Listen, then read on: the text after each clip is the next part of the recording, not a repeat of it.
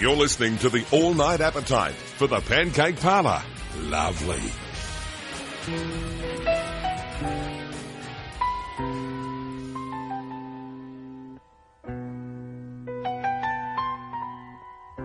And welcome back to the All Night Appetite, brought to you by the Pancake Parlour. East Melbourne and Doncaster open 24 hours, so make sure you get down there for a feed.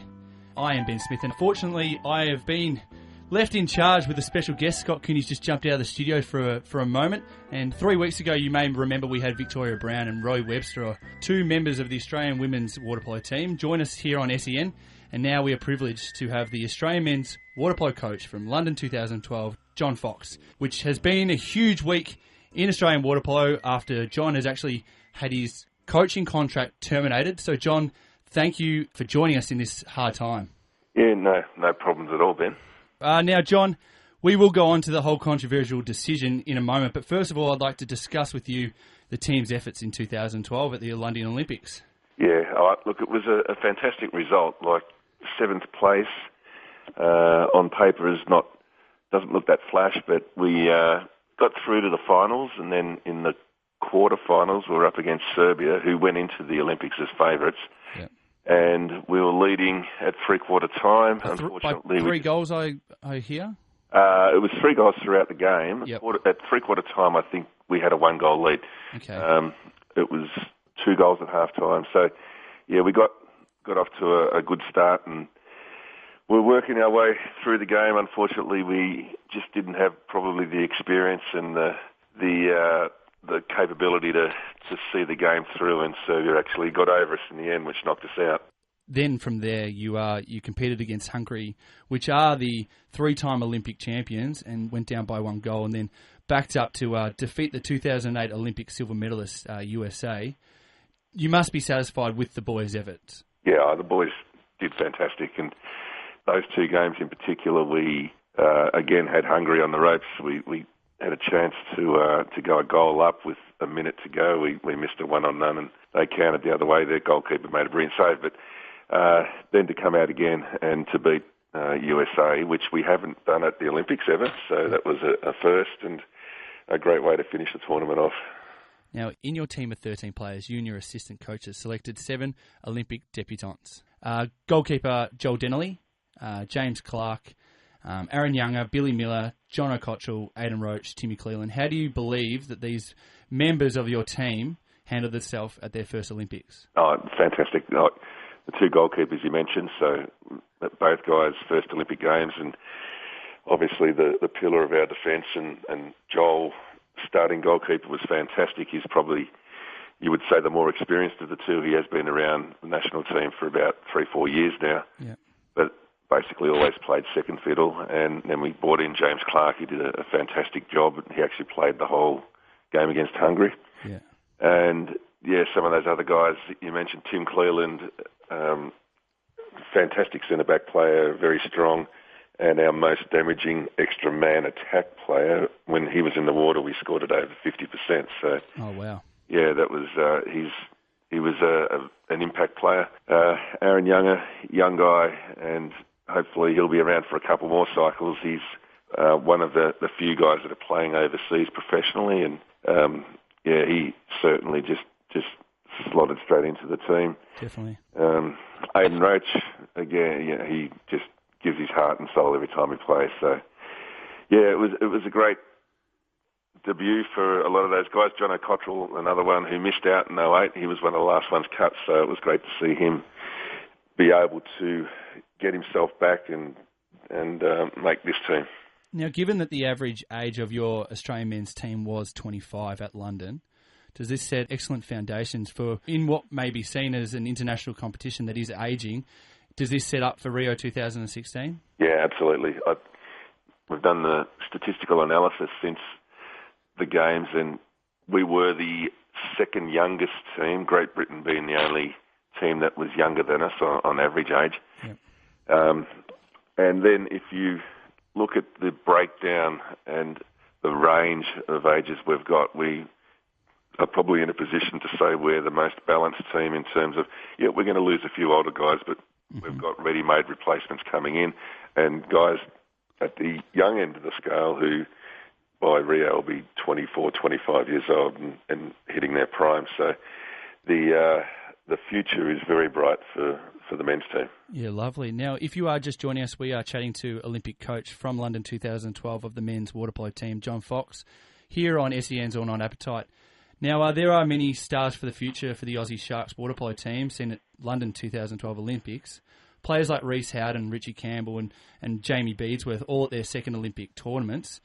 These guys did shine throughout the tournament. Do you consider these boys to be the leaders of the senior men's team into the future? Yeah, Jamie was voted our most valuable player, and playing in that centre forward role, which is just a hard crash bash. Those guys go through a lot, him and Gav Woods. But Jamie's actually announced his retirement. It's just taken its toll on him, so he won't be part of the squad moving forward. But you mentioned Reece and Richie, and those guys backing up from Beijing, and they're only young. They're only around 24, 25 years old, so they've certainly got years ahead of them, and you would be looking to build your team around those types of players, yes. For sure. And senior members are Sam McGregor, captain and third-time Olympian, then Gavin Woods and Thomas Whalen, both four-time Olympians. Yep. Their roles did sort of intrigue me a little bit.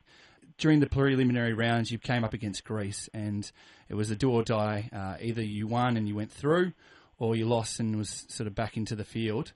I understand that there was a bit of a meeting, and then after this meeting, I felt that Gavin Woods, Thomas Whalen and Sam all, help the boys, the younger guys, lead through the attack to knock off Greece, and then that's why you were so attacking against Serbia. How do you replace such experienced men?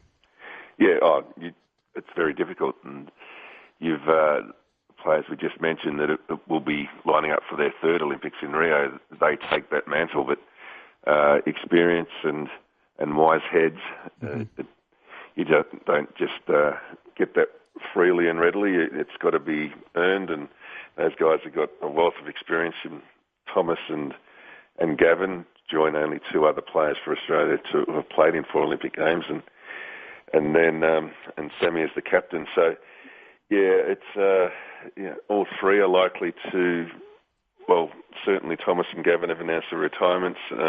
Yep. Sam is uncertain at the moment. He's actually getting an operation in the next month, but. Yeah, it's up to those younger guys now to step up and take that mantle of and experience in leading the players, and this is what the next 4 years are about. So you basically hit the ground running next year with world champs, and hopefully start to build that team and that ethos, and with those guys leading at the helm from experience. Well, even though you do lose some of those players, the future does look bright, as you mentioned. But as of news this week, it is my understanding that the WPA, which is the Water Polo of Australia, have terminated your contract that will end in September, and will search for a new Australian men's coach. After an excellent result, and not only at the Olympic Games, but over the past few years, what are your thoughts on this decision? Oh, look, I was surprised and shocked. I only found out about it yesterday. Yep. We had a men's review, and I had a coach appraisal 2 weeks ago, and out of that meeting there was a lot of constructive comment and criticism, but a lot of indication that we were planning moving forward, and I was confident that I'd be a part of the squad moving forward. But unfortunately, as I said yesterday, I received a request to come to a meeting, and at that meeting basically was handed my termination letter, and it was all over and done in 5 minutes. So still probably coming to terms with it, and just trying to understand exactly what direction or what Australian water polo are considering, and probably trying to find answers as to why I'm not part of the group moving forward. Yeah, and I do find this hard to understand, because your Aussie Sharks, as we mentioned, was the best result since the Olympics in 1992 in Barcelona.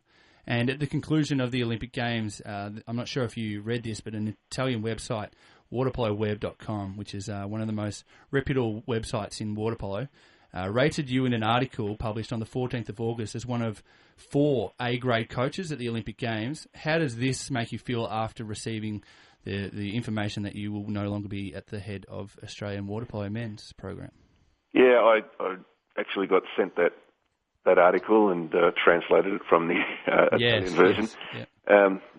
Which is fantastic. But obviously, what other people are thinking and seeing, and their impressions of our group, and the efforts that we've made with the coaching staff, and it has been a collective effort. My assistants were fantastic in Paul Oberman and Frank Otto. Frank from Germany, but he was part of this Australian group.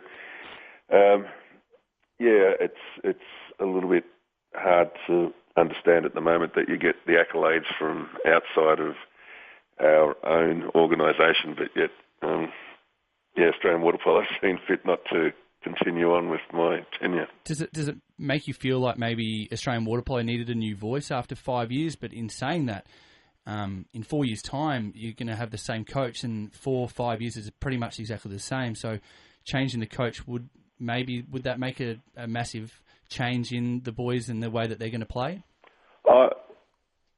I think the boys take a lot of responsibility. There's a good understanding of the systems and the type of play that we want to be renowned for as an Australian team, which is hard and aggressive.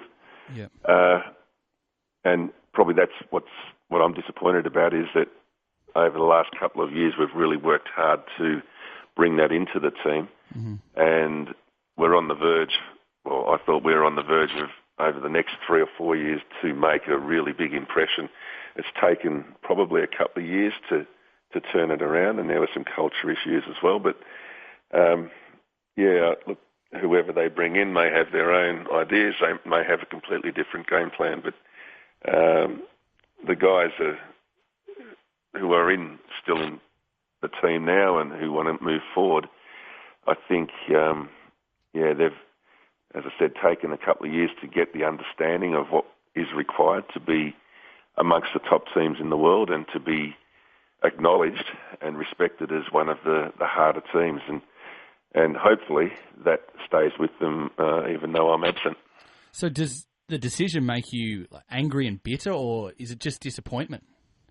Oh, it's more disappointment. Yeah. As I said, in 2 days ago, I'm looking towards the future, and I'm speaking with players and defining roles, and it was, this is what we need to do, and this is certain players. Look, I need you in this position.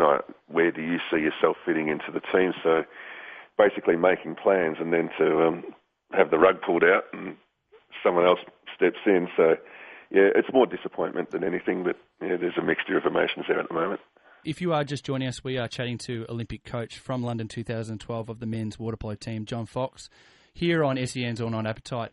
We do broadcast all across Melbourne, and we are heavily involved in the AFL, and it draws me to ask this question. Brett Radden was sacked by Carlton this year, with rumours that Mick Malthouse had already been selected to take over the coaching position at the conclusion of 2012. Do you believe the decision of you being sacked was made before the Olympic Games? And do you feel like that someone was already waiting in the wings, much like this Carlton and Ratton situation? Yeah, it's hard, Ben. I don't know. I'm not aware of anyone that they've headhunted or have lined up. So, as I said, I got the impression a couple of weeks ago that I was part of the group moving forward. But maybe I was misinformed, or I didn't completely see the bigger picture. But certainly I follow the AFL and have been aware of the Ratton Malthouse situation for quite a while. But I think my case is a bit different, because if there is someone that they've lined up, that's certainly been kept very quiet. And, so we're in the same boat. We're both out of a job, but as of yet, no one has been appointed or announced as a likely candidate to take over the role. It's probably a tough question to ask, but the future must look a little bit unclear at the present time. But after this decision was made, where do you go from here?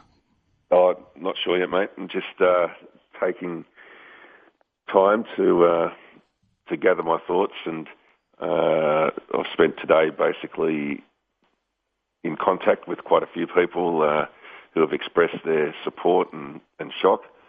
So yeah, it's just basically I've got a few things that I can look at, but the next couple of weeks I've just got to work on clearing out the office, I suppose, and finding room for all the stuff to bring back and put down here. And then, look, I certainly still want to remain involved in water polo, and whether that's Australia or looking further afield, they're the options that I have to look at probably, in the next 3-4 weeks.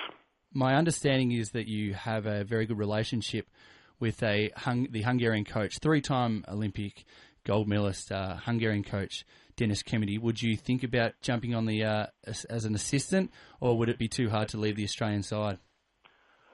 Oh, look, any offers that came along, you'd certainly look at them and weigh them up. So I'm not sure what Kemeny's role is at the moment, whether he's going to go on or whether he's actually finished his coaching tenure with Hungary. For sure. But look, again, I'd just look at each offer as it came up, or apply for certain positions, and if successful, then weigh up those opportunities. But a bit hard to say at the moment, and for sure, things aren't flooding in at the moment. So yes. I'll just wait and see what happens over the next couple of weeks. Well, John, here at SEN All Night Appetite, we wish you all the best for the near future, whatever the adventures that may come. And we thank you very much for joining us at this time that must be very hard for yourself. Yeah, no, thanks very much, Ben, and it's a pleasure, mate. No worries, mate.